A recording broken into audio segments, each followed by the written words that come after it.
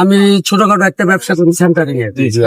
যদি নেতা যদি তারেক রহমান যদি এখানে মসজিদ করার জন্য দেয়, আমাদের জনগণের টাকা দিয়ে আমরা করবো ইনশাআল্লাহ। কিংবা এখানে যদি 5 তলাতে আমার যদি সেন্টারিং এর মাল দিতে হয়, আমি নারায়ণগঞ্জের তাইছি 2 ভাই আছে, আমার মনের আশা যদি হয় আমি পুরো নারায়ণগঞ্জতে যদি 5 তলা সেন্টারিং করতে যে বিল হয় আমি নিব না, আমার নেত্রীর নামে এটা দান করবো। সরকারের 1 টাকাও দান দরকার নেই, এখানে একটা মসজিদ হোক, আমরা জনগণ মিলা এটা আমরা করবো। আমার আশা, আমি ছোটখাটো একটা ব্যবসা করি সেন্টারিং এর, আমার মাল যে আছে যদি এনে 5 তলাতে আমার যা লাগে যে বিল হয় আমি এটা নিব না। এর লেগে আমি আইছি আজকে শুক্রবার দিন, যে মিজান ভাই আছে, আমার রাজ্যের রাজা ভাই আছে, তার উদ্যোগে যে সুন্দর জিনিস হয়েছে। বাংলাদেশে কোটি কোটি টাকা আছে, সেও এটা পারে নাই।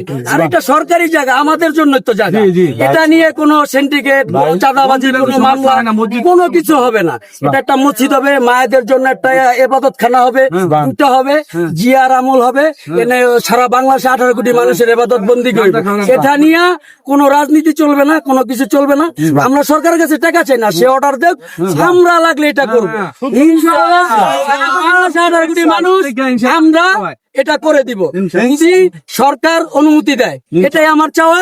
আর সবাই রাজার লেগে দোয়া করবেন, মিজান ভাইয়ের জন্য দোয়া করবেন, আমার জন্য দোয়া করবেন। আমি সবার সামনে বলে গেলাম, আমি নারায়ণগঞ্জতে ট্রাক ভরাই নাও, এটার কাজ করতে যে সেন্টারিং বিলটা হয় আমি নিব না ইনশাআল্লাহ।